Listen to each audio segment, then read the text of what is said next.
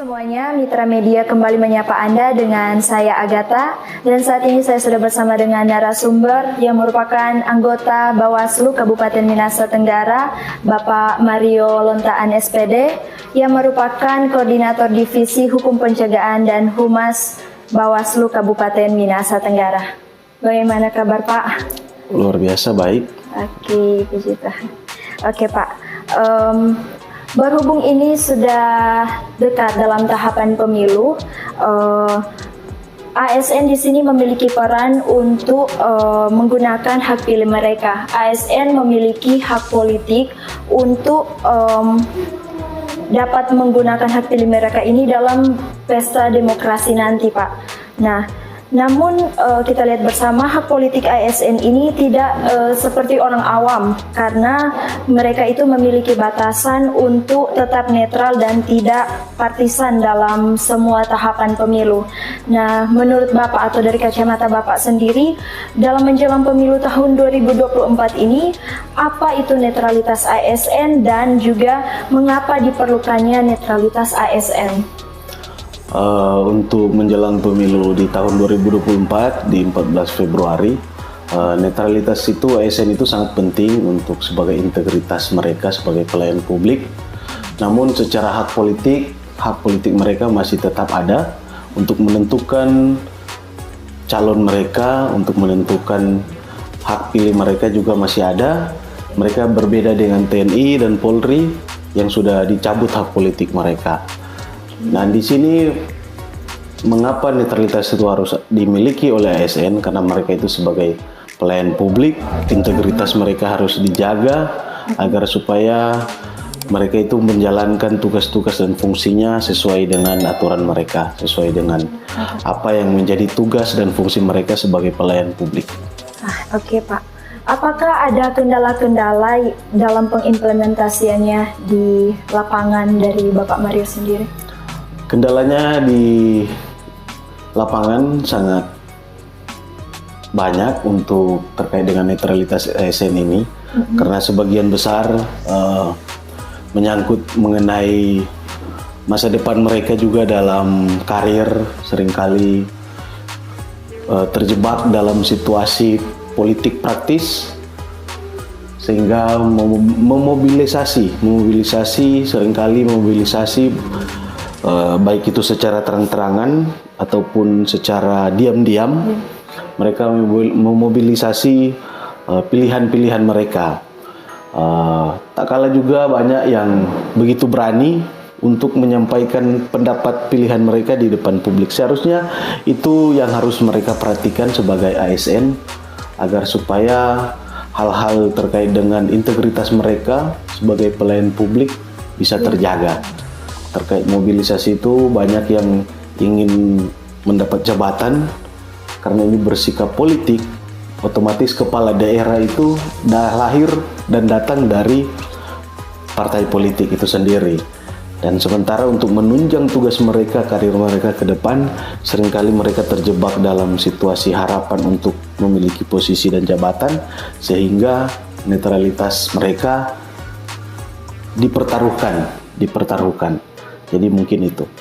Bagaimana pihak penyelenggara pemilu memastikan bahwa penyelenggaraan di lapangan itu dapat terjadi atau terlaksana dengan baik, Pak? Untuk di lapangan, terutama terkait dengan netralitas ASN, karena tema kita terkait dengan ASN, selaku tugas saya sebagai Koordinator Divisi Hukum Pencegahan Partisipasi Masyarakat dan Humas, di sini ada hal-hal yang harus orang lakukan. Pertama, sosialisasi untuk meningkatkan pencegahan bersama dengan jajaran Panwascam. Ada beberapa surat himbauan, surat edaran terkait dengan netralitas ASN, dan juga bukan cuma ASN tetapi TNI, Polri, hukum tua, perangkat desa, dan BPD. Nah, itu tujuannya kepada mereka agar supaya meminimalisir gerakan-gerakan, istilahnya dalam tanda kutip gerakan-gerakan tambahan dari ASN untuk memobilisasi massa ataupun mensosialisasikan atau mengkampanyekan salah satu calon, karena sudah jelas dalam Undang-Undang 7 tentang pemilu bahwa terkait dengan ASN, TNI, Polri itu jelas hukumnya pidana. Ya. Oke, dari pelanggaran-pelanggaran yang nantinya terjadi di lapangan itu, apa yang akan menjadi strategi dari Pak Mario untuk mengatasi hal-hal tersebut jika terjadi dalam lingkup ASN yang ada di Kabupaten Nusa Tenggara? Pertama, orang gencar untuk sosialisasi di beberapa SKPD. Kami sudah berkoordinasi dengan pihak pemerintah juga terkait dengan netralitas ASN. Jadi bekerja sama dengan pihak pemerintah juga Kabupaten Minahasa Tenggara, mereka bersepakat juga untuk mensosialisasikan terkait tugas dan wewenang ASN itu seperti apa, agar supaya tidak terjebak dalam politik praktis, tidak terjebak untuk menyalahgunakan kewenangan, terlebih khusus para pejabat-pejabat untuk menggunakan kewenangannya untuk mengkampanyekan atau mensosialisasikan para calon yang menjadi kekuatan mereka di saat pemilu di ke depan ini, di menjelang 14 Februari. Oke. Ya. Sebagaimana yang kita ketahui bersama, pada awal bulan Januari tahun 2023 ini Bawaslu melakukan perjanjian kerjasama dengan Komisi Aparatur Sipil Negara terkait penandatanganan perjanjian kerjasama pengawasan netralitas ASN dalam pemilu dan pemilihan serentak di tahun 2024. Seperti apa kerjasama yang dilakukan, Pak Mario? Nah, di sini terkait dengan Komisi ASN, ketika kita melakukan atau menemukan atau mendapat laporan terkait dengan kasus netralitas ASN, maka ada beberapa proses yang harus orang lakukan. Pertama, pengkajian. Kemudian setelah kita kaji bahwa ASN itu tersebut melanggar aturan terkait dengan netralitas ASN, terkait dengan hubungan dengan Komisi ASN, kita melakukan kerjasama bahwa ketika kita melakukan rekomendasi sesuai dengan kajian yang kita dapat bahwa ASN itu melanggar aturan, kita merekomendasikan itu ke Komisi ASN. Nah, kalau dulu-dulunya itu Komisi ASN hanya mengembalikan kepada PPK pejabat yang ada di Kabupaten Minahasa Tenggara. Nah, seringkali terjadi banyak untuk rekomendasi itu tidak terlaksana atau sanksi-sanksi yang dikeluarkan oleh Komisi ASN tidak terlaksana. Maka menjelang pemilu ini berbeda lagi, berawal dari kerjasama itu. Ketika KSN memberikan surat tindak lanjut berdasarkan rekomendasi Bawaslu terkait pelanggaran apa saja yang dilakukan oleh oknum ASN menjelang pemilu ini, maka PPK wajib menindaklanjuti. Jikalau PPK di tingkatan kabupaten tidak menindaklanjuti untuk surat yang telah dikeluarkan oleh Komisi ASN terkait dengan sanksi, maka yang bersangkutan oknum yang terjerat rekomendasi itu, untuk aplikasi SAPK-nya terkait dengan sistem kepegawaian mereka itu diblokir sementara oleh Komisi ASN. Maka jenjang karir mungkin akan mandek ataupun tidak berjalan dengan baik. Kalau dulu pengalaman-pengalaman kalau ASN bergerak dalam politik praktis setelah calonnya menang, seringkali dia mendapat jabatan, kan? Nah, itu yang menjadi gambaran-gambaran pengalaman. Maka dari ini sekarang dengan aturan Komisi ASN ini dan juga Kemenpan RB beserta dengan aturan Bawaslu bahwa orang akan mengawasi ketat ASN, jangan menjadi penggerak atau penggerak massa di salah satu calon ataupun mensosialisasikan atau mengampanyekan salah satu calon.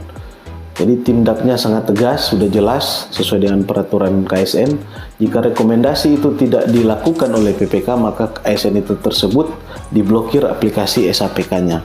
Jadi mungkin terkait dengan gambaran itu untuk terkait netralitas ASN. Iya. Oke, berarti dengan adanya perjanjian kerjasama ini, Bawaslu harus semakin selektif ya dalam melihat netralitas ASN ini di lingkup pemerintahan ya. Selanjutnya Pak, apakah dengan adanya perjanjian ini Bawaslu mampu meminimalisir pelanggaran-pelanggaran yang terjadi di lingkup ASN? Terkait dengan meminimalisir agar supaya tidak terjadi pelanggaran-pelanggaran di ASN itu sudah pasti, karena di sini dengan warning ini, terutama dengan pencegahan juga kita turun sosialisasi, kita mengingatkan kepada ASN bahwa sekarang sudah ada peraturan baru terkait KSN. Maka dengan itu mereka bisa menjadi bijak untuk memilih sikap dan tindakan mereka, sehingga dengan hal-hal itu bisa meminimalisir gerakan-gerakan tambahan mereka sebagai ASN untuk menonjolkan diri atau melakukan sosialisasi ataupun kampanye kepada salah satu calon yang sudah terstruktur yang mereka lakukan, ataupun sudah ada perintah mungkin dari salah satu birokrat ataupun atasan mereka.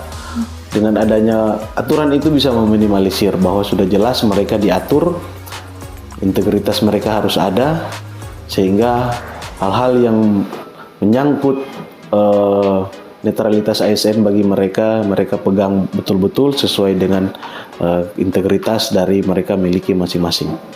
Demikianlah hasil wawancara eksklusif kami dengan Koordinator Divisi Hukum Pencegahan dan Humas Bawaslu Kabupaten Minahasa Tenggara, Bapak Mario Lontaan SPD, dan kita akan jumpa lagi untuk tayangan lainnya. Mitra Media Komunikatif dan Terpercaya. Mitra Media Komunikatif dan Terpercaya.